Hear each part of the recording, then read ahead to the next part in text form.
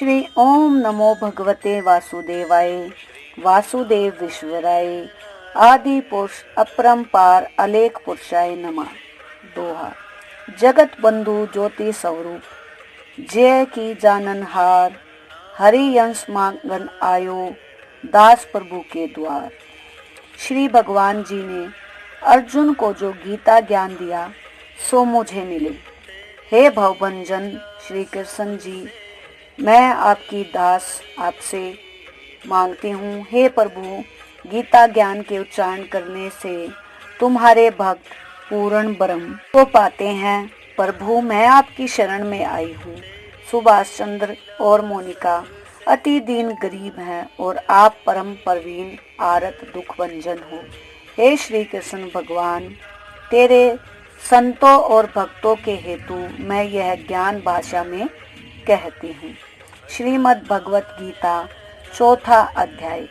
श्री कृष्ण भगवान बोले, इस अविनाशी कर्म योग को मैंने सूर्य से कहा, सूर्य ने मनु से कहा और मनु ने राजा इक्ष्वाकु से कहा।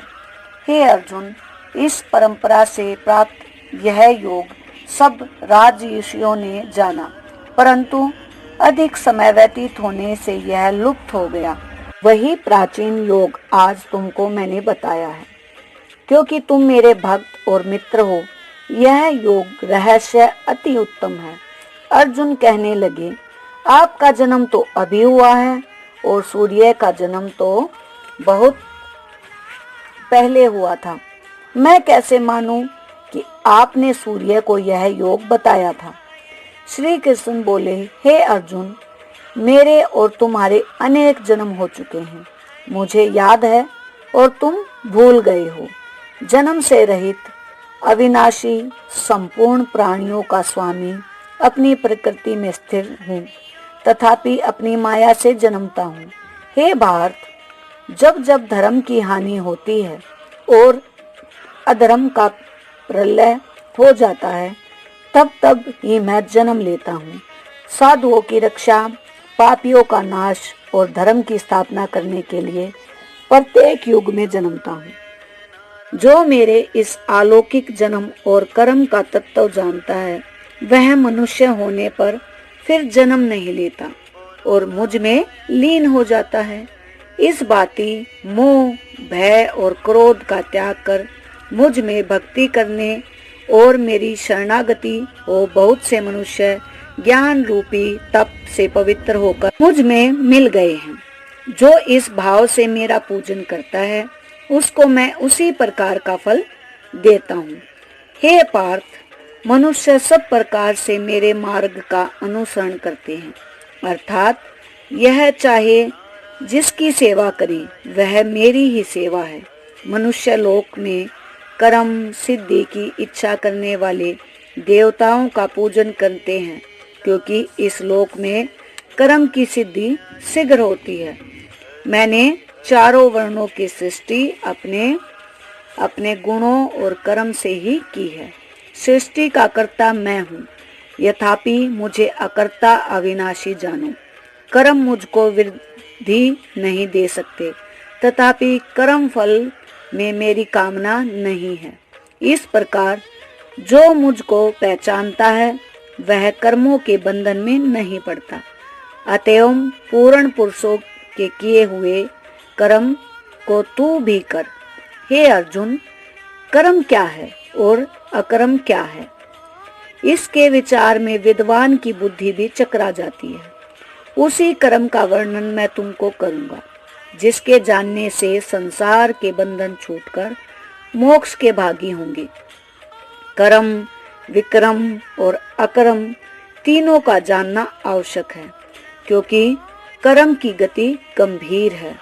हे अर्जुन, जो कर्म करने की कोई कामना नहीं रखता और जिसके समस्त कर्म ज्ञान रूपी अग्नि से भस्म निर्मल हो गए हैं, उसको पंडित कहते हैं। जो कर्म फल की आशा छोड़कर करता है और उसमें आसक्त भी नहीं रखता है और निराशय ही संतुष्ट रहता है, ऐसे मनुष्य कर्मों में घिरा रहने पर भी मानो कुछ नहीं करता। देव योग से जो कुछ मिल जाए उसी पर संतुष्ट रहता है।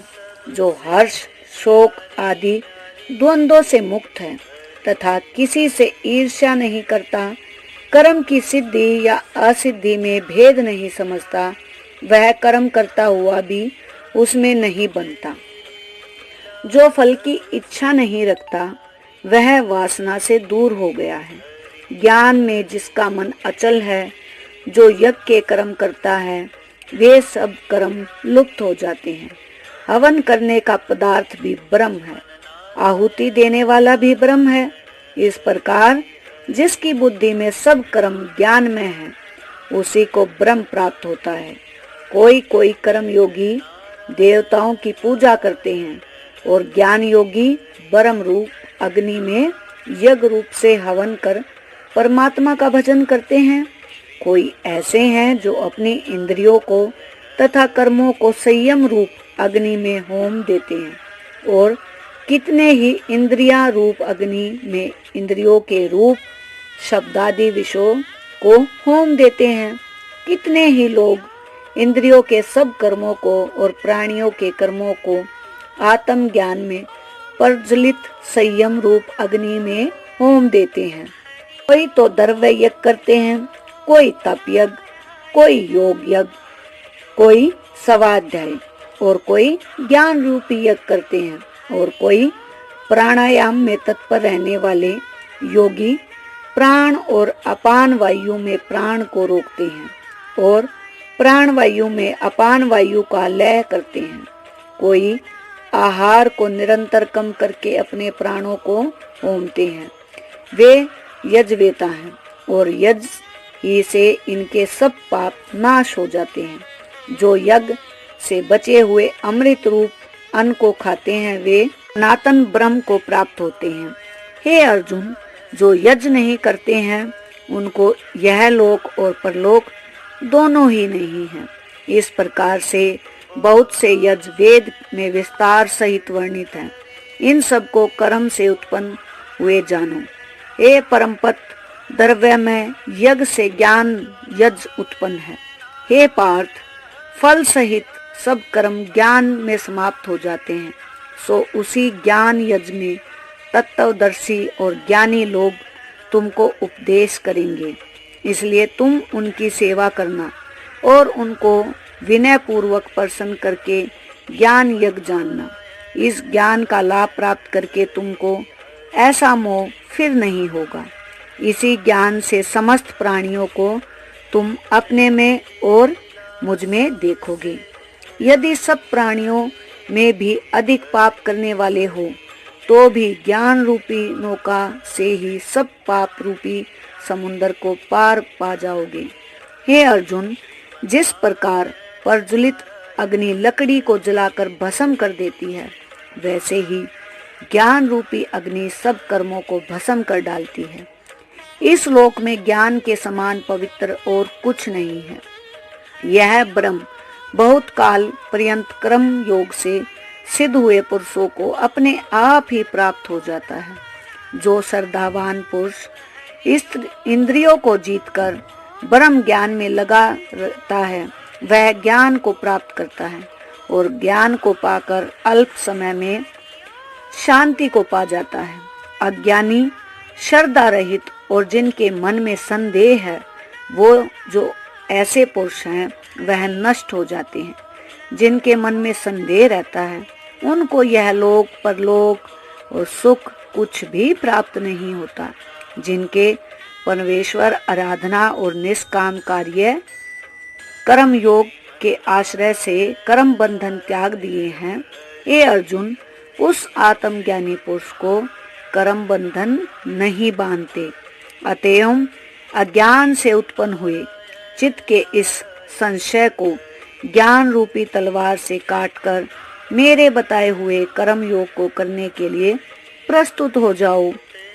इति श्रीमद् भगवत गीता सुपनिषद सुब्रह्म विद्या योग शास्त्रे श्री कृष्ण अर्जुन संवादे आत्म संयम योगो नाम चतुर्थो अध्याय। अध्याय का महत्तम। भगवान बोले, हे लक्ष्मी, जो पुरुष श्री गीता जी का पाठ करते हैं, उनके स्पर्श मात्र से अधम देह छूटकर मुक्ति को प्राप्त होता है। लक्ष्मी जी ने पूछा, हे महाराज, श्री गीता जी के पाठ करने वालों को छूकर कोई भी जीव मुक्त हुआ है? तब श्री भगवान ने कहा, हे लक्ष्मी, तुमको मुक्त हुए की एक पुरातन कथा सुनाता हूँ। भगीरथी गंगा जी के तट पर एक काशीपुर नगर है। वहां पर एक वैष्णव श्री गीता जी के चौथे अध्याय का पाठ किया करता था। एक दिन वह साधु वन में गया। वहां बेरियों के 2 वृक्ष थे, उनकी बड़ी छाया थी। वह साधु वहां बैठ गया और बैठते ही उसको निंद्रा आ गई। एक बेरी से उसके पांव लगे और दूसरी के साथ सिर लग गया। वह दोनों बेरियां आपस में कांपकर पृथ्वी पर गिर पड़ी। पत्ते उनके सूख गए। परमेश्वर की इच्छा से वे दोनों बेरियां ब्राह्मण के घर 2 पुत्रियां हुई। हे लक्ष्मी, बड़े उग्र पुण्यों के करने से मनुष्य देह मिलती है। फिर ब्राह्मण के घर जन्म लेकर उन दोनों लड़कियों ने तपस्या करनी आरंभ की। जब वह दोनों लड़की बड़ी हुई, तब उनके माता पिता ने कहा, हे पुत्रियों, हम तुम्हारा विवाह करते हैं। तब उन दोनों ने माता पिता से कहा, वह विवाह नहीं करेंगी। उनको अपने पिछले जन्म की खबर थी। वह जाति में सुंदर जन्मी थी। उन्होंने कहा, एक हमारे मन की कामना है, परमेश्वर वह पूर्ण करे तब बहुत भली बात है। उनके मन में यही था कि वह साधु जिसके स्पर्श करने से हमारी अधम देह छूटकर यह देह मिली है, वह मिले तब बहुत भला है। इस विचार कर दोनों लड़कियों ने माता पिता से तीर्थ यात्रा करने की आज्ञा मांगी। जब माता पिता ने तीर्थ यात्रा की आज्ञा दी, तब उन दोनों कन्याओं ने माता पिता के चरण वंदना कर के गमन आरंभ किया। तीर्थ यात्रा करते करते वे बनारस पहुंची। वहां जाकर देखा वह तपस्वी बैठा है, जिनकी कृपा से हम बेरियों की देह से छूटी हैं। तब दोनों कन्याओं ने चरण वंदना करके विनय करी, हे संत जी, धन्य हो, आपने हमको कृतार्थ किया है। तब उस तपस्वी ने कहा, तुम कौन हो? मैं तुमको नहीं पहचानता। कन्या ने कहा, हम आपको पहचानती हैं। हम पिछले जन्म में बेरियों की योनि में थे। तुम एक दिन वन में आए, तुमको बहुत धूप लगी थी, तब बेरियों की छाया तले आ बैठे। लंबासन होने से एक बेरी से आपके चरण लगे और दूसरी को सर लगा। उसी समय हम बेरी की देह से मुक्त हुई। तुम्हारी कृपा से हमारी गति हुई है। श्री गीता जी के चौथे अध्याय का ऐसा महात्म है। तब वह मन वचन कर्म से नित्य प्रति पाठ करने लगा। तब श्री नारायण जी ने कहा, हे लक्ष्मी, यह चौथे अध्याय का महात्म है जो तुमने सुना है। यहाँ पर श्रीमद् भगवत गीता के चौथे अध्याय का महात्म समाप्त होता है। ओम नमो भगवते वासुदेवाय। ओम नमो भगवते वासुदेवाय। ओम नमो भगवते वासुदेवाय।